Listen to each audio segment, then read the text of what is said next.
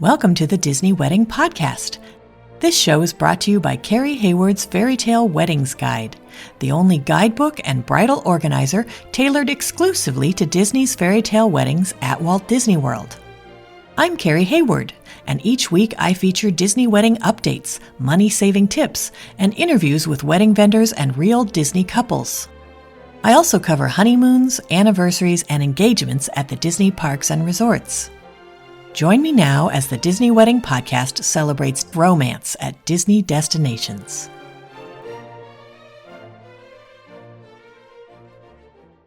Today on the Disney Wedding Podcast, I am speaking with Disney bride Georgiee Ignatius about her ceremony at Seabreeze Point, with a meal at the Summer House at Disney Springs and a dessert party at UK Lochside.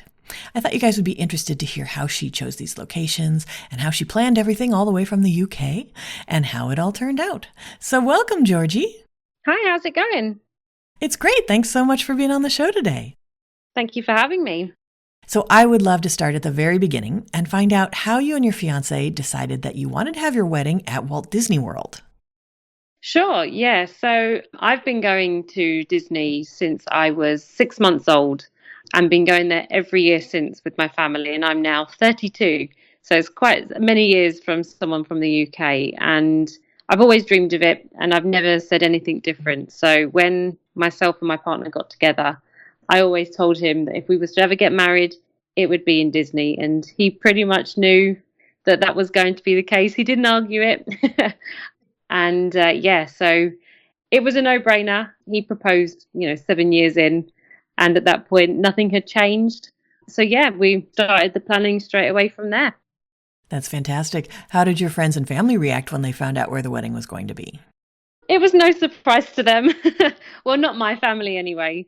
His family have never been to Florida before. I don't think they expected anything different, but nonetheless, they all knew where it was going to be no matter what. So it didn't come as a surprise. That's wonderful. How many guests did you invite and how many were able to make the trip? So we invited a total of 40, but only a total of 24 were able to make it. Did you set up a room block for your guests? No, everyone stayed off property except for myself and Jacob. Got it. Now, how did you guys choose the day of the week and time of day for your event? We initially chose September 2nd, and it wasn't until Disney told us that was Labor Day that we didn't realize we could have it.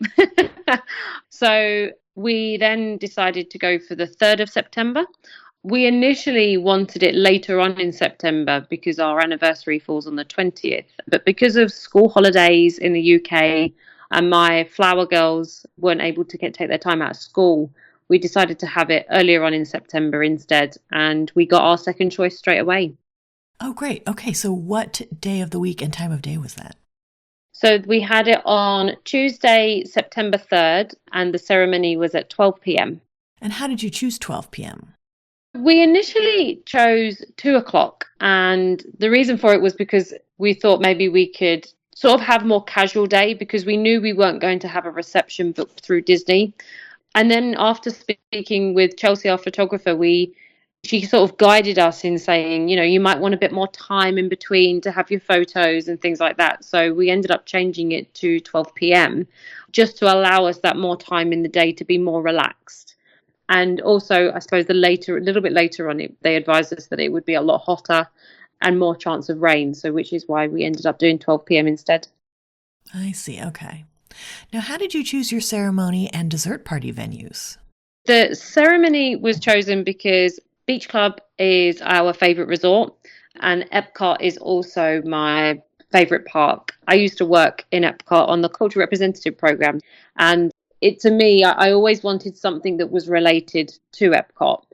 Now, initially, I considered having the ceremony inside of EPCOT, but because you can only have them before or after park opens, we wanted something during the day, so we kind of thought it doesn't quite work for us.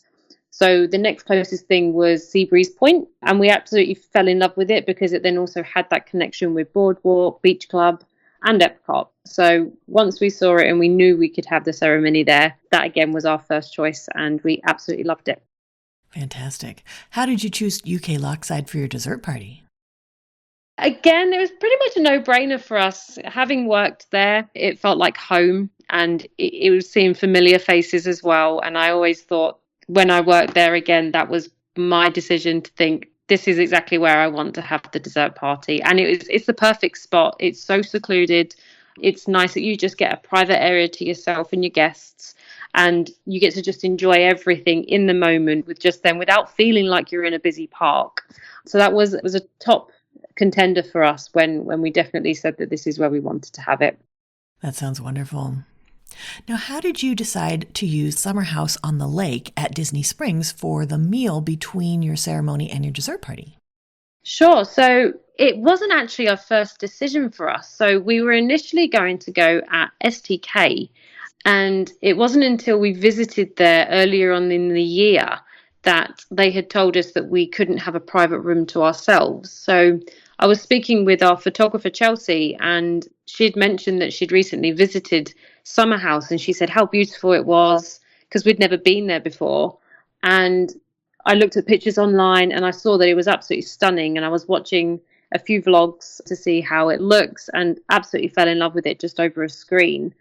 And so I reached out to them and they said absolutely. And it turns out that we were the first bridal party to wear bridal wear in the private room by ourselves since Summer House opening. So that made it quite special as well when I contacted them then they told me that as well. So yeah, it was lovely.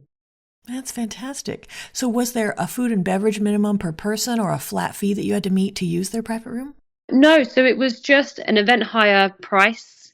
There was no food and beverage minimum, except it was a set menu that we had to choose from. There was many set menus, and the one we chose included appetizers, bread service, entrees, and a dessert. So we had to pick one starter, 3 entrees, and 1 dessert. And then the other side parts, like the bread service, all came on top of that. And that was $75 a head. Wow, that's great. Did you guys decide to add a cake to your meal at the Summer House or to your dessert party? No, so we were quite lucky in that the menu that we chose actually included a cake. It just turned out that we just managed to have that as part of our dessert. So we never had an actual cake made. It was just a dessert that we had there. That's interesting. So the Summer House made your cake. Pretty much, yeah, but it was just one that they already had. So it was a part of their menu. It was a 7-layer chocolate cake. Ooh, that sounds great. Amazing. So then, do you have any menu items from that meal or from your dessert party that you would recommend?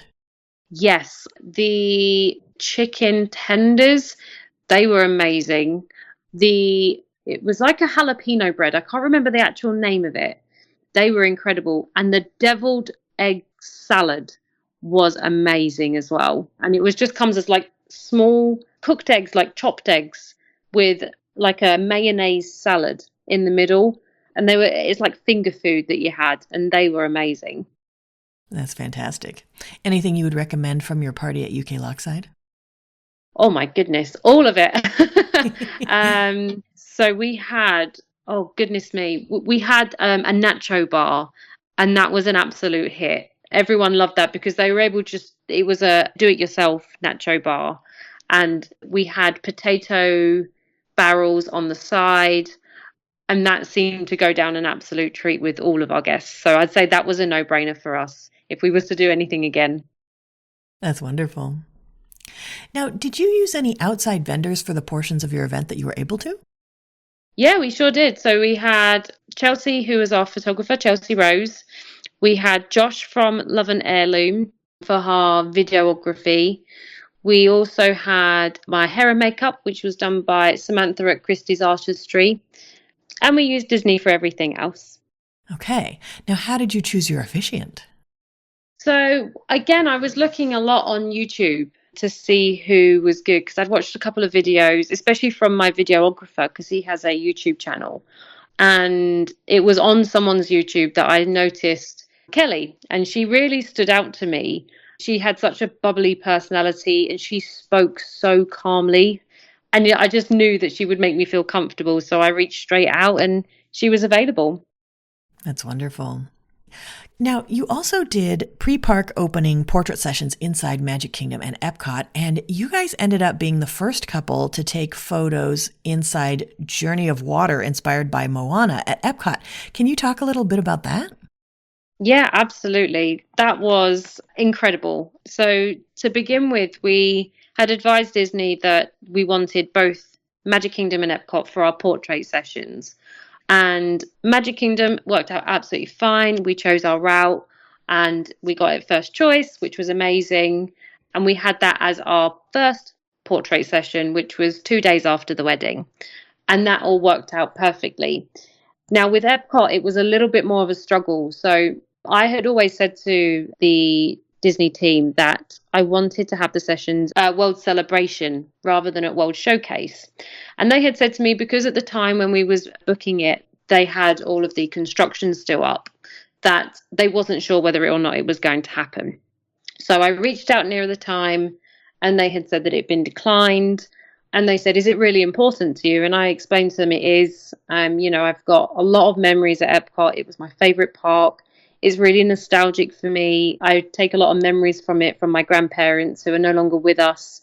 And it meant a lot to me. So they said, do you know what? We'll go away and let's see if we can get it done.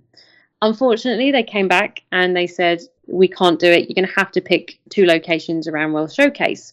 So I said, that's fine. I said, if it happens, it happens. If I can ask again nearer the time, then let's see.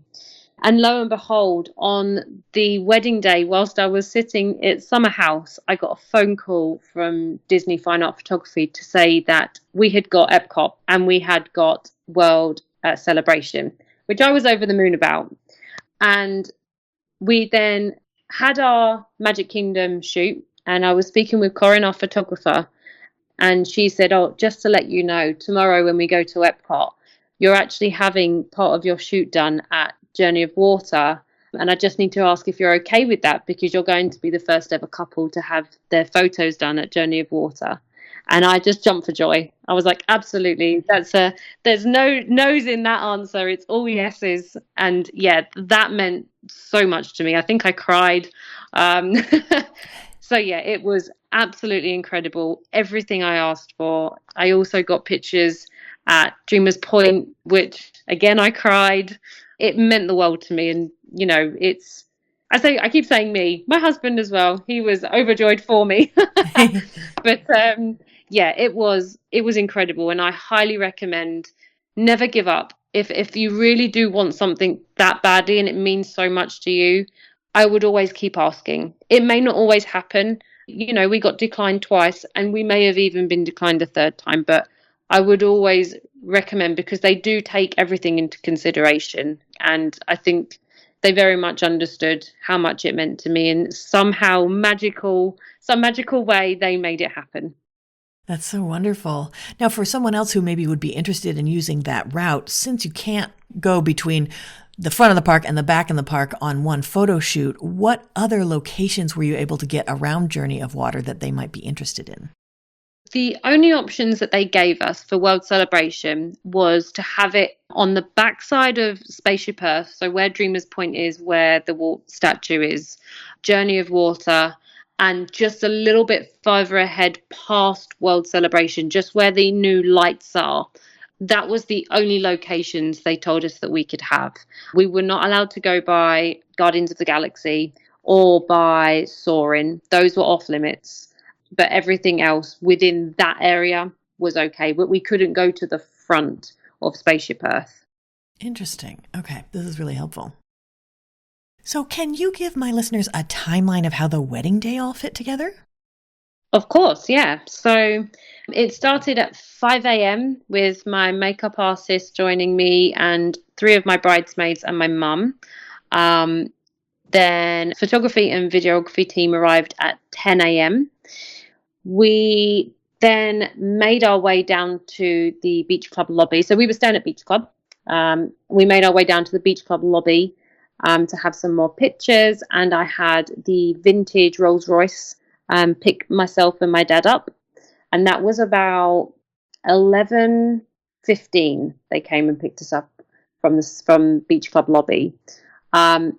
The car then took us round the back route of Beach Club onto Boardwalk from the back side, where we arrived at the ceremony at roughly, I want to say 11:45. We then waited a little bit whilst they were playing the introductory music for the guests, and then it started pretty much on time at 12 p.m. We were pretty lucky that everything seemed to go smoothly from that point. Once the ceremony had finished, that went on for roughly about 20 minutes. We had our staged exit with the vintage car, and we had bubbles where everyone didn't clap out. They threw bubbles onto us with the Disney bubble ones, which was really amazing.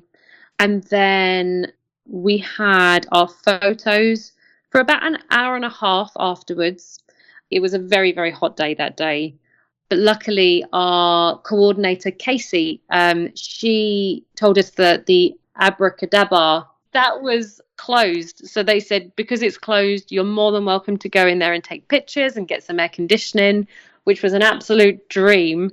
So we headed inside there and we had a few photos inside of the restaurant. And then the 1:45, the vintage car then took myself and Jacob to Disney Springs, where it dropped us off at the entrance of Cirque du Soleil.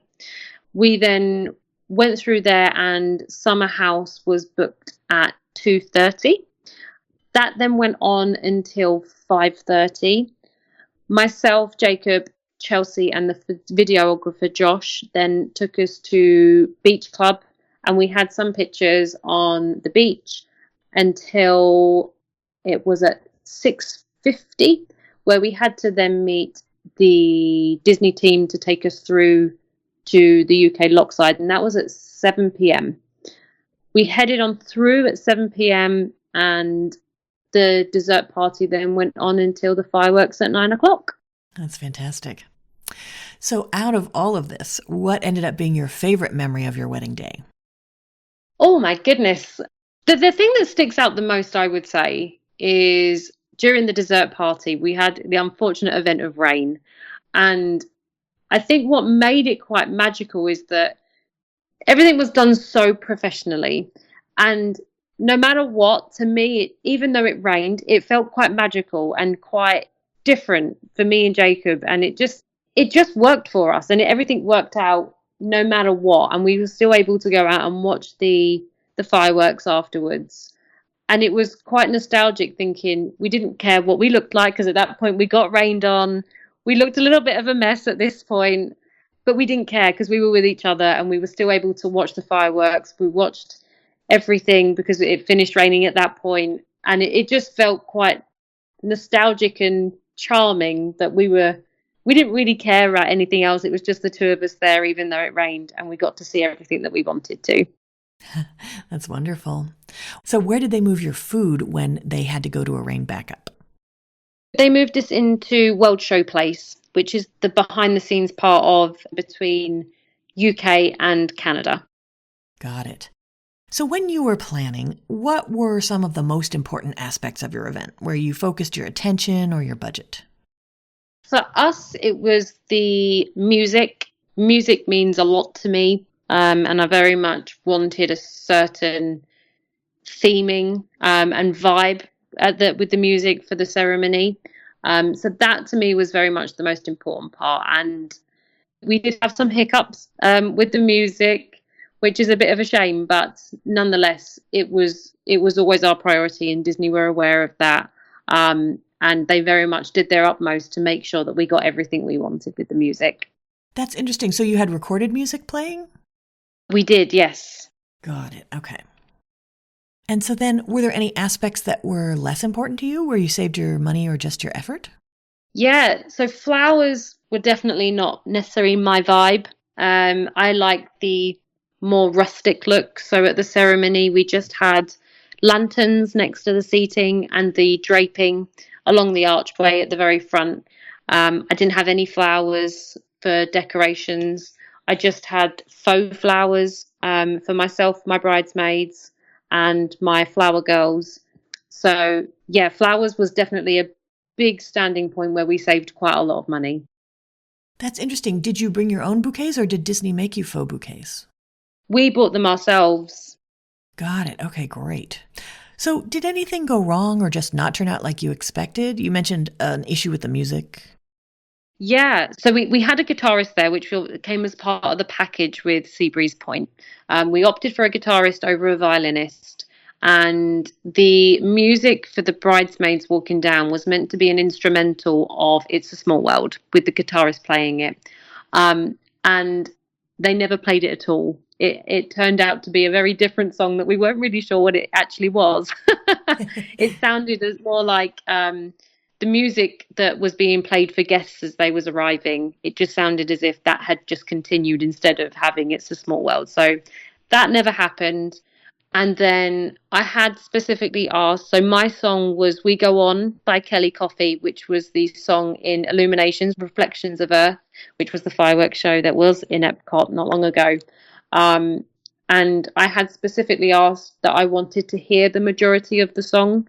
So during the rehearsal, we had planned it out where I was going to get out the car, at what point in the song, and it was all written in the BEO. However, that never quite turned out to plan, and I only ended up hearing the last 30 seconds of the song instead. So yeah, it didn't quite turn out the way we wanted it to, but nonetheless, it didn't dampen our day. We still enjoyed everything about it. It was just, that side was just a little bit disappointing. Interesting. Okay. Was there anything that seemed like a big deal beforehand or you were worried about and then it turned out not to be a big deal? The heat. I was very much worried about the heat because I had a very big dress, and I've always struggled in the Florida heat, so I'm not entirely sure why I decided to have a big princess dress. But actually, in the end, I had prepped quite well with buying handheld fans, and the Disney coordinators were amazing with in-between photos. As soon as the ceremony had finished, they were handing me the fans. They were making sure I was okay. They were providing us with water. The heat was definitely something that I really did worry about. But in the end, actually didn't worry me at all. It was perfect. And for some reason, I don't know if it's just the adrenaline that's running through you at the time during the wedding, but we were both really cool. It didn't seem like we had anything to worry about, but I don't know what it was because it was very hot that day and everyone else was really hot, but we seemed to be pretty good. That's awesome. Is there anything you would have done differently knowing what you know now? Oh, that's a good question. I would have probably ordered less food at the dessert party because we didn't anticipate how much food we were going to have at Summer House. And with the time difference of finishing at Summer House at 5:30 to having the food at the dessert party at 7:00, there really wasn't much time in between to sort of let the food settle and for people to feel hungry again. So I would definitely say having less food there because a lot of food got wasted because of that. Okay. Do you have any other tips or advice for future Disney couples? Enjoy it. Enjoy it. Just take it all in and don't feel too worried that something's going to happen. And I always say, whatever happens, happens, and it happens for a reason. One of our fears was it was going to rain. And in actual fact, that was one of the best memories that we had was the fact that it did rain. And it just made it all the better because things just turned out so well. So I would just say, enjoy it. Have the most incredible day. It's for you and your husband or you and your wife or whoever it is, and enjoy everything. Don't think about anything else. That's great advice. Well, Georgie, I think you've offered a lot of great tips and advice for anyone who's interested in getting married or having a vow renewal at Walt Disney World, and I appreciate your taking the time. Thank you ever so much. That's our show for today. I'm your host, Carrie Hayward, inviting you to join me again next week for another episode of the Disney Wedding Podcast. Past shows and tons of photos for each episode are available on my website, DisneyWeddingPodcast.com, or listen in your favorite podcast app. And for instant answers to all your Walt Disney World wedding questions, check out Carrie Hayward's Fairy Tale Weddings Guide, available as an interactive ebook with continual free updates at fairytaleweddingsguide.com.